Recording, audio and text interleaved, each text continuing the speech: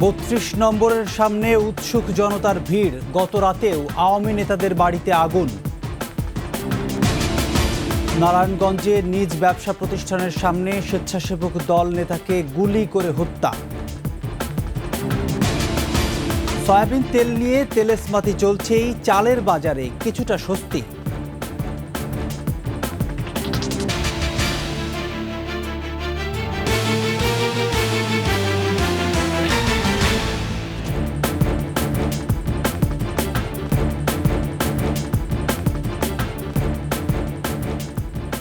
শুনছিলেন সংবাদ শিরোনাম। আমন্ত্রণ ২১শে দুপুরের সংবাদে আপনাদের সাথে আছি আমি প্রণব চক্রবর্তী। দর্শক, ২১শে টেলিভিশনের সংবাদ একই সাথে সরাসরি দেখতে পাবেন আমাদের ফেসবুক পেজ www.facebook.com/2124 অনলাইনে। এছাড়া সাবস্ক্রাইব করতে পারেন www.youtube.com/21ETV চ্যানেলে। জনরোষে বিলীনের পথে ধানমন্ডি ৩২ নম্বরের শেখ মুজিবুর রহমানের বাড়ি। ভাঙা ভবনটি দেখতে ভিড় করছেন উৎসুক জনতা। বলছেন, এই ভবন ভাঙার জন্য সাবেক প্রধানমন্ত্রী শেখ হাসিনা নিজেই দায়ী। মাহতাব মিনহাজের প্রতিবেদন। ধানমন্ডির ৩২ নম্বরে বঙ্গবন্ধুর বাড়িটি এখন ধ্বংসস্তূপ। ৩ তলার ক্ষুদ্র একটি অংশ এখনও দাঁড়িয়ে আছে। আশপাশে থাকা বাকি স্থাপনাও গুড়িয়ে দেওয়া হয়েছে। চারপাশে ছড়িয়ে ছিটিয়ে আছে ধ্বংসের সব আলামত। এসব দেখতে ভিড় জমাচ্ছেন উৎসুক জনতা।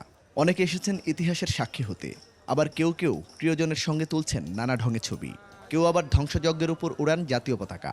আমার সাথে আমার যে গার্লফ্রেন্ড ও চলে আসছে মানে দেখার জন্য। আমি আসছি এখানে, নাকি ওটা পোড়া দেওয়া হয়েছে এবং কি ভাঙা হয়েছে। এখন আমি ওটা দেখার জন্য আসছি অ্যান্ড ছবি তোলার জন্য আসছি। একটা অভিশপ্ত বাড়ির, একটা অভিশপ্ত শাসকের রূপ কেমন হয় সেটার জন্য আজকে আমি আসছি। পুরো এলাকা জুড়ে হাতুড়ির শব্দ। নিম্নয়ের মানুষ আর পথশিশুরা ধ্বংসাবশেষ থেকে টিন, লোহা, রড নিয়ে যাচ্ছে। এটা জনগণের টাকা দিয়ে করা হয়েছে, এই জন্য এটা ভাঙে লাইতেছি। মানুষ কাটতেছে দেখে আমরা আইসি কাটে নিয়ে যাবো বাসায়। অনেকের কণ্ঠে ক্ষোভ।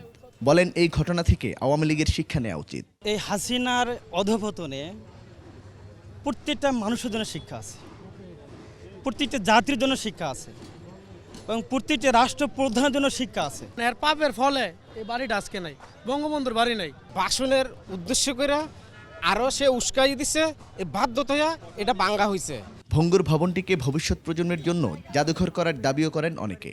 এখন যে অবস্থায় আছে, এই অবস্থার মধ্যে দিয়েও কিন্তু এটা একটা উদাহরণ হিসেবে এটা থেকে যেতে পারে। মাহতাব মিনহাজ, ২১শে টেলিভিশন, ঢাকা।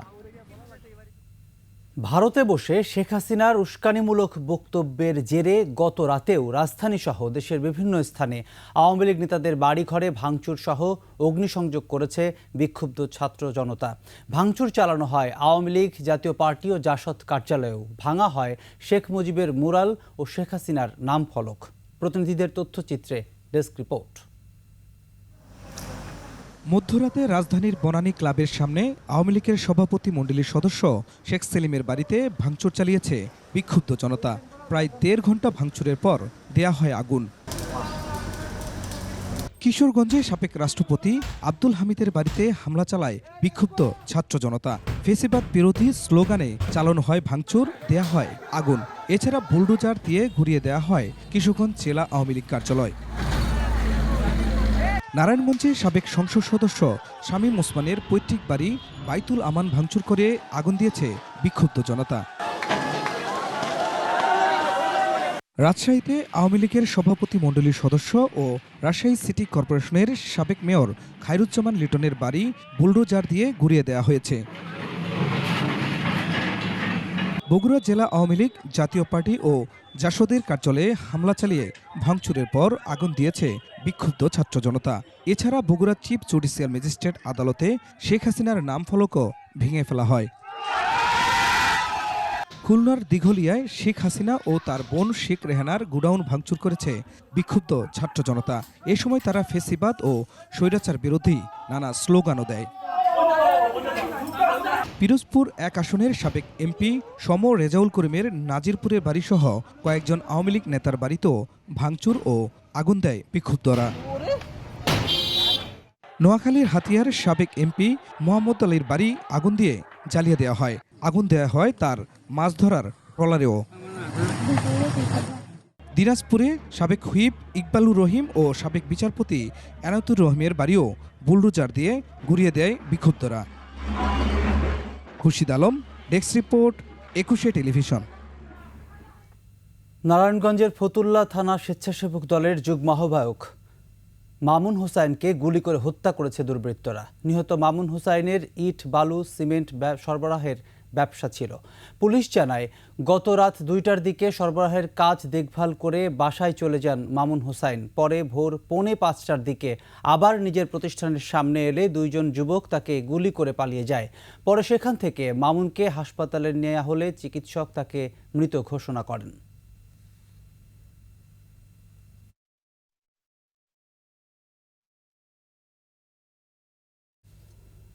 সয়াবিন তেল নিয়ে তেলেসমাতি চলছেই। 5 লিটারের সয়াবিন তেলের বোতল বাজার থেকে প্রায় উধাও। এই সুযোগে নেওয়া হচ্ছে সর্বোচ্চ খুচরা মূল্যের চেয়ে বেশি দাম। তবে সরবরাহ বাড়ায় কিছুটা কমেছে চালের দাম। তহিদুর রহমানের রিপোর্ট। মোহাম্মদপুর পাইকারি কৃষি মার্কেট। অন্য বাজারের তুলনায় দাম কিছুটা কম। প্রতি কেজি মিনিকেট চাল বিক্রি হচ্ছে 73 থেকে 83 টাকায়, মোটা চাল বিক্রি হচ্ছে 49 টাকায়। 1 মাস আগে যে দাম বেড়েছিল 15 দিন আগে, তা কিছুটা কমলেও আরও কমার সুযোগ আছে বলে মনে করেন তারা। আজকে চালের বাজারটা 1 মাস ধরে এই অবস্থার মধ্যে আমরা আছি। 77, 78, এর আগে ছিল আপনার 72, 73 টাকা। সবচেয়ে 1 নম্বর যেটা, ওটা 83 টাকা। মোটা চাউলের মধ্যে সবচেয়ে ভালো যেটা সেটা 50 টাকা। সবচেয়ে নিম্নমানের 28 যেটা, সেটা হলো আপনার 53, 54 টাকা। 10-12 দিনের মধ্যে বাজার সব চাউলের দামই আপনার 1 থেকে 3 টাকা পর্যন্ত কমছে। 200 গজ দূরে এসে মোহাম্মদপুর খুচরা কৃষি মার্কেটে ভালো মানের মিনিকেটের দাম প্রতি কেজিতে বেড়েছে 2 টাকা।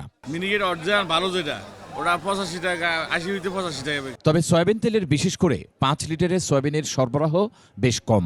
দোকানেদের কিনতে হচ্ছে গায়ের দাম অনুযায়ী, সাথে কিনতে হচ্ছে আটা, ময়দাও। এই সুযোগে দামও বাড়তি। পাইকারি দোকানগুলোতে তেল আমরা পাই না, হয়তো মনে করেন বডি রেটে কিনে আনতে হয়।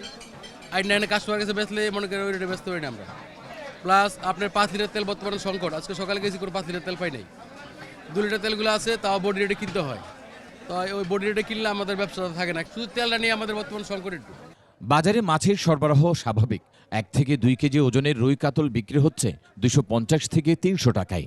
2 থেকে 5 কেজি ওজনের রুই কাতল বিক্রি হচ্ছে 400 থেকে 700 টাকা কেজি দরে। শীতকালীন সবজির সরবরাহ বেশ ভালো মানের। প্রতিটি ফুলকপি ও পাতাকপি বিক্রি হচ্ছে 30 টাকায়। দেশি পেঁয়াজ 45, আলু 20 এবং ব্রয়লার মুরগি বিক্রি হচ্ছে 210 টাকা কেজি দরে। গরুর মাংসের কেজি 700 টাকায় বিক্রি হচ্ছে। তৌহিদুর রহমান, 21 টেলিভিশন, ঢাকা। ছায়া সঙ্গী থেকে সফর সঙ্গী, আবার কখনো কারাগারে নির্ভরতার একমাত্র মানুষ। হাসপাতালের শয্যা পাশে কখনো নিরলস নির্ঘুম একজন সার্বক্ষণিক সেবিকা। বলছিলাম বিএনপি চেয়ারপারসন বেগম খালেদা জিয়ার গৃহ পরিচারিকা ফাতেমা বেগমের কথা। স্বেচ্ছা কারাবরণকারী ভোলার ফাতেমা লন্ডন যাত্রায়ও সফর সঙ্গী হন বেগম জিয়ার। ভোলা প্রতিনিধি মেজবা উদ্দিন শিপুর সহায়তায় বিস্তারিত জানাচ্ছেন আকবর হোসেন সুমন। দৈনন্দিন কাজে এবং সার্বক্ষণিক দেখভালে গুলশানের ফিরোজায় 2010 সাল থেকে বিএনপি চেয়ারপারসন বেগম খালেদা জিয়ার পাশে আছেন গৃহ পরিচারিকা ফাতেমা বেগম। তার সঙ্গেই এখন লন্ডনে আছেন ফাতেমা। স্বেচ্ছায় ঢাকা কেন্দ্রীয় কারাগারে প্রায় 25 মাস অবস্থান করেছেন ফাতেমা। জেল থেকে হাসপাতাল, আবার হাসপাতাল থেকে বাসা, এই ত্রিমুখী গন্তব্যের নিরবচ্ছিন্ন দৌড়ে এক মুহূর্তের জন্য বিচ্ছিন্ন হননি। বেগম খালেদা জিয়া অন্তপ্রাণ এই মায়ের জন্য তার সন্তানরা গর্বিত। আমার আম্মুই তার সকল কাজ করে, তার দেখাশোনা করে। এখন সে চিকিৎসার জন্য লন্ডন গিয়েছে, সেখানেও আমার আম্মু গিয়েছে।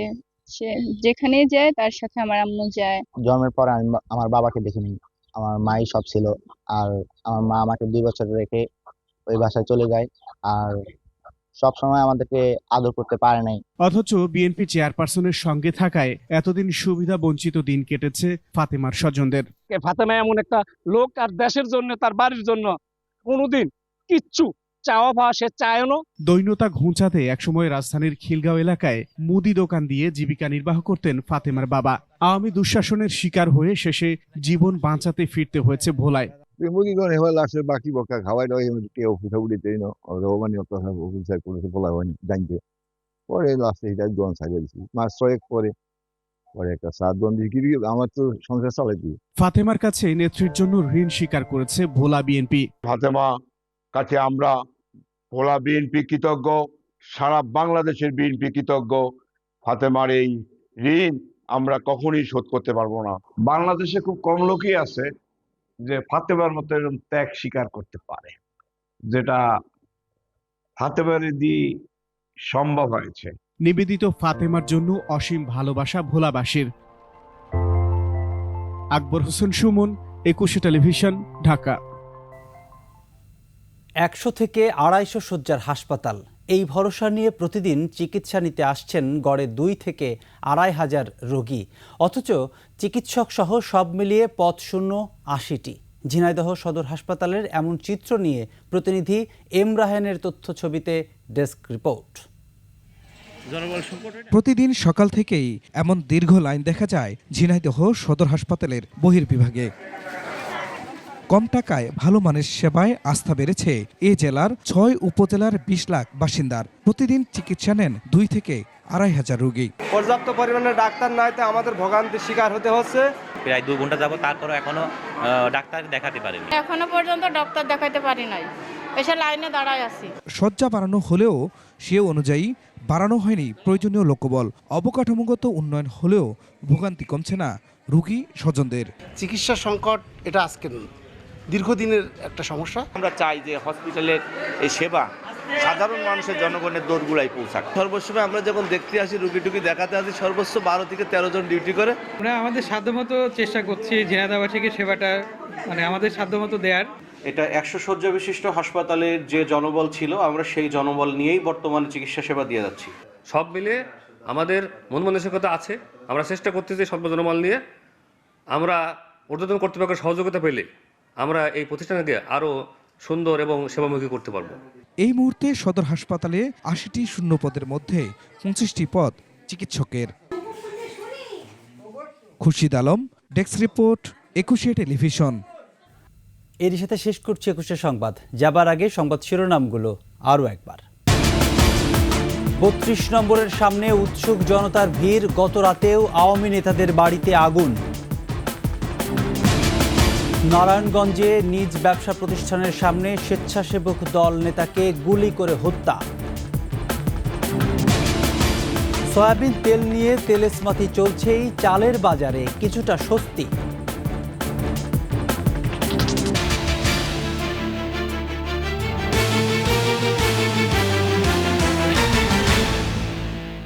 দর্শক, সর্বশেষ সংবাদ জানতে ডায়াল করুন 2021 নম্বরে, আর ভিজিট করুন 21-tv.com এই ওয়েবসাইটে। ফেসবুকে ভিজিট করতে পারেন www.facebook.com/2124 অনলাইন। এছাড়া সাবস্ক্রাইব করতে পারেন www.youtube.com/21etv চ্যানেলে। এতক্ষণ সঙ্গে থাকার জন্য ধন্যবাদ। পরবর্তী সংবাদ বিকেল 5টায় দেখার আমন্ত্রণ রইল। 21-এর সাথেই থাকুন।